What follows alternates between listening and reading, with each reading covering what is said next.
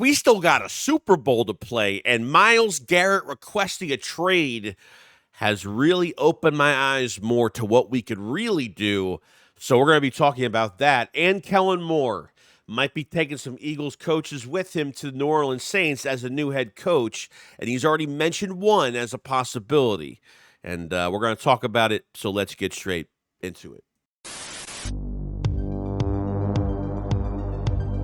A killer buried, but not dead. Darren, we better turn around. Because I've seen enough horror movies to know any weirdo wearing a mask is never friendly. Yo, what is going on, guys? Hope everyone's having a fantastic day today. This video is sponsored by BetUS. Go check them out if you guys have not. So, I mean, we're focusing on the Super Bowl right now, and we got hit with some big news the other day that we didn't talk about. It looks like Myles Garrett has requested a trade out of Cleveland, okay?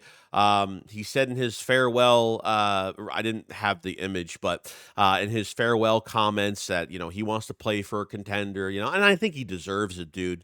I mean, realistically, a franchise that just can never get it right, and he puts up the numbers every single year, regardless of losing season after losing season after losing season.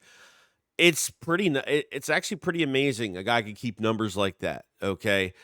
I would have to say for the Eagles defensive line that the Eagles are one piece away. They are one piece away regardless, okay? You're going to have Jordan Davis. You're going to have Jalen Carter, okay? You're going to have Nolan Smith. You're going to have Jalix Hunt. And realistically, you're going to have Bryce Huff still on contract if nothing happens, if they don't do anything with him. I don't see them paying that $17 million a year. But here's the thing, okay?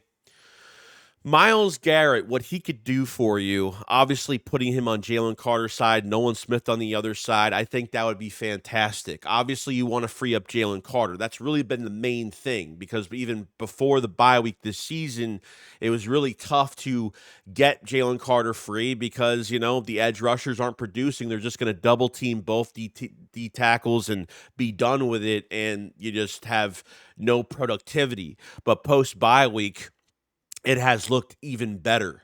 But I still think, the two things I think that really needed to happen, or at least the one thing what we really needed to happen was Nolan Smith producing going into his second year with really not much of a first year. And I think he really took a big step forward. So a lot more pressure will be going into Nolan Smith in the 25 season. Okay, double-digit sacks between the regular season and obviously leading the franchise record with 4 sacks in the playoffs is absolutely amazing. I don't see them re-signing Josh Sweat. They restructured his contract, and after a restructure, I don't see them even paying him at this point. And I think Brandon Graham, win or lose the Super Bowl, I think will be retiring. I don't think he's coming back at all, especially if they win. I don't think Brandon Graham's coming back, and he's a depth guy. I mean, I wouldn't even feel comfortable as Brandon Graham as a starter because he is not that anymore. He is a depth rotational guy, and that's as far as it gets. Now, Myles Garrett is 29 years old, okay? I don't know what it's going to cost to get him. If the Eagles could trade for him and not give away a first-round pick, it'd be amazing. I get weary of the first-round pick trade for a 29-year-old that could be here for 2 to 3 years, maybe a third-year option year, something like that. Okay, he's $18 million against the cap. I don't see the Browns not taking some of that salary away to kind of ease it on another team to make a trade. You can't just charge somebody a lot of draft compensation and then Myles Garrett's like a big cap number. Okay, they're going to have to play fair a little bit and, pay some of that salary, which I think they could drop it from 18 to 10, or I don't know. They definitely take a nice chunk out of it to make the trade a little bit much better and more comfortable for the other team too. Not saying that he's a risk, but it's, I'm not really worried about the cap numbers or anything like that because Howie Roseman's a cap wizard, the way he moves money around. This is a Howie Roseman type move, okay? Now, you're going to be sitting at 31, 32 in the first round of the draft, okay? I know edge rusher is deep this year. You're not getting Abdul Carter. It's probably going to be more expensive to move up in the draft from 32 to 15 or 18. It might actually cost a a lot to move up that far.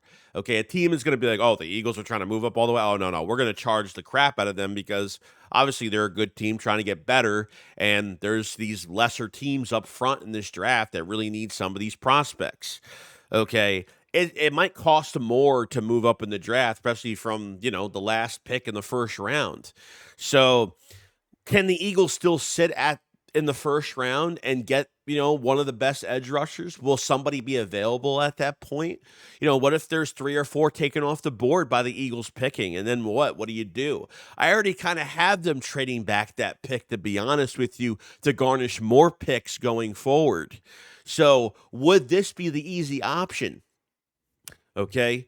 Second option is if you can get away with trading for Myles Garrett without giving away a first round pick, and you can go into this draft and double dip and actually get another edge rusher, that wouldn't be a bad thing either. You know what I mean?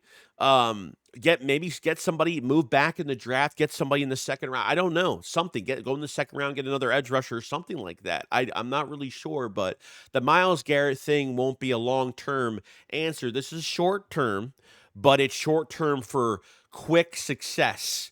And just imagine having Nolan Smith, Jordan Davis, Jalen Carter, and Myles Garrett on that defensive line, okay? I'm not even talking about depth. Depth is no issue. I'm not worried about it. We'll see what happens with Milton Williams. We'll see what happens with the rest of these guys. But realistically, they need to free up Jalen Carter as much as possible because even though the sack numbers aren't up there this year, between his hurries, his QB hits, he's got old school mentality vibes. He's got old school mentality vibes, gets under your skin. He plays like an old school player, and that's what I really like. He's relentless from quarter 1 to quarter 4 throughout the entire game, and that's what's going to give you. So offenses are going to have to really pick their poison even more next season going forward when it comes to a trade like this. Okay, so I'm not worried about the cap number because I think part of it will be paid off. But realistically, I think you got 2 options: either you trade for him and then you trade for him and give up that first round pick, or you trade for Myles Garrett, not give up the first and trade back in the first and garnish more picks and get. I still think they should get 2 more edge rushers. I think they should still get 2.